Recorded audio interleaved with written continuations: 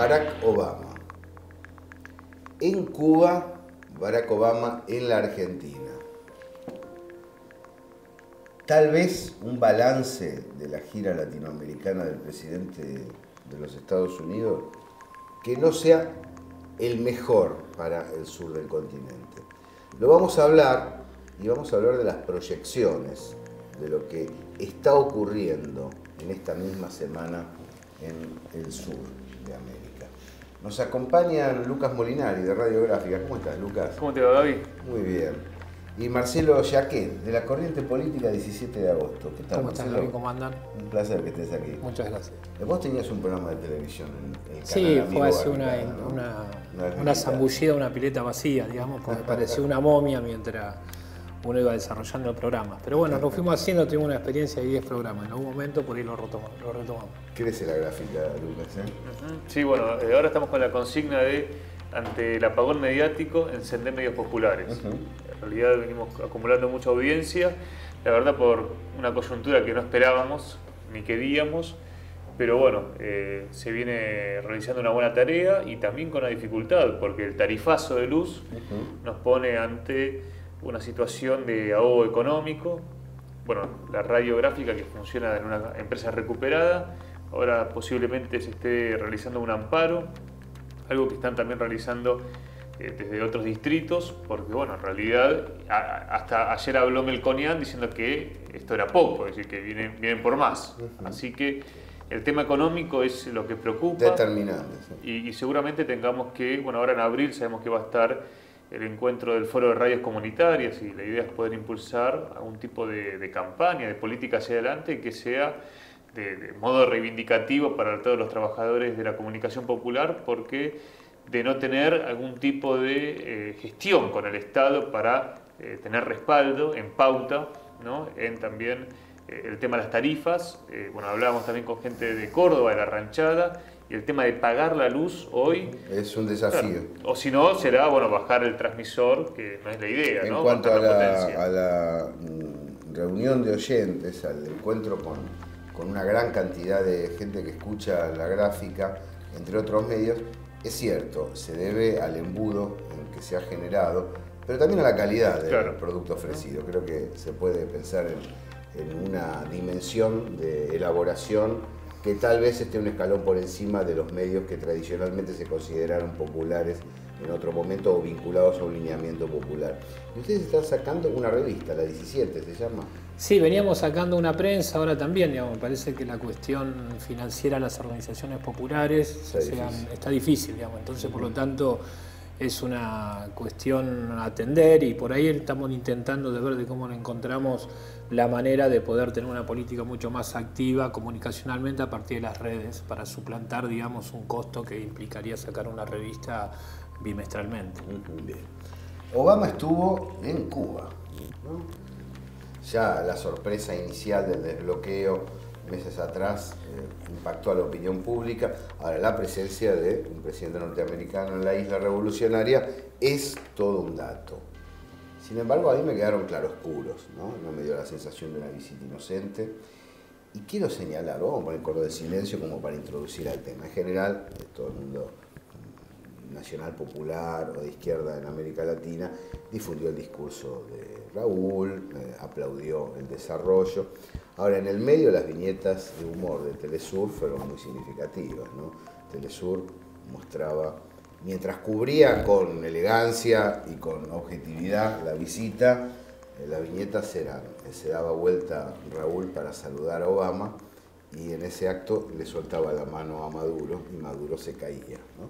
Es decir, daba la sensación, más allá de lo que dijo en conferencia de prensa, hay una desestabilización, que los procesos de desestabilización en América Latina, Brasil, Venezuela, Bolivia, Argentina, no fueron parte de la agenda de Cuba, que se atuvo a ustedes desbloqueen y nosotros nos quedamos tranquilos. Con lo cual, uno de los economistas que consultamos habitualmente, Ernesto Matos, sacaba una conclusión interesante señalando no van a invadir. Acá están atrayendo, aprovechando la crisis de las commodities y de los precios que tiene América Latina, están atrayendo el espacio económico, ¿no? Y están metiendo en caja aún a Cuba. No sé si están así, ¿cómo lo ven ustedes? ¿Cómo evalúan, antes de hablar de Argentina, la visita de Barack Obama a la isla? Mira, ahí sintéticamente el discurso que plantea Obama en Cuba es un discurso donde le va a ofrecer su democracia a los cubanos, digamos. No solamente le hablaba al presidente, no le hablaba, digamos, a la estructura política, digamos, del país hermano de Cuba, sino se refería al conjunto de la población, planteándole, bueno, esta es nuestra democracia, este es nuestro modelo económico y hay que ir avanzando en este sentido, digamos. Por un lado, nos parece a nosotros que lo que deberíamos entender que Estados Unidos cumple un rol en el continente, no desde hoy, sino desde siempre, digamos. De alguna manera, el discurso del presidente Monroe en 1823, cuando plantea la cuestión de América para los americanos, que de alguna manera es un manifiesto concreto que hace a la política exterior norteamericana en todo este tiempo, lo cual la ley, digamos, el planteo ese que después se transforma en la historia como la doctrina Monroe, implicaba de que ninguna potencia europea podía, si invadía alguna potencia europea al continente americano, de Estados Unidos iba a responder, ¿no? Reafirmando de que América era para los americanos. A partir de ahí fue la justificación de la intervención económica, militar, política de Estados Unidos en todo el continente americano, su expansión, su dominación, su cuestión colonial, desde la expropiación en el sentido de apropiación, mejor dicho, o la quita de territorio mexicano, las dictaduras militares, los golpes económicos, los golpes blandos, bueno, eso es Estados Unidos en América. Y nos parece que la visita de Obama, tanto en Cuba como en Argentina, viene a manifestar su atributo imperial, digamos, no tiene otro sentido la visita de esto. No, dos cuestiones, primero de cómo impacta en el pueblo cubano, algo que charlábamos hoy en la radio con Carlos Aznares de Resumen, es que, digamos, no hubo ningún tipo de pueblo cubano acompañando a Obama, al contrario, en realidad la CNN planteaba así una cuestión de cubanos apoyando a Obama y eran tres gatos locos, ¿no? Como los que fueron a la Asunción de Macri. Claro, parecido. Entonces, por un lado eso, creo que hay un pueblo cubano consciente, un pueblo cubano politizado, y que en realidad el partido único, bien, es algo que ya había fundamentado Martí, y que yo he charlado con algunos dirigentes de Cuba que nos decían, mirá, ante una situación de país sitiado, el partido único es la salida.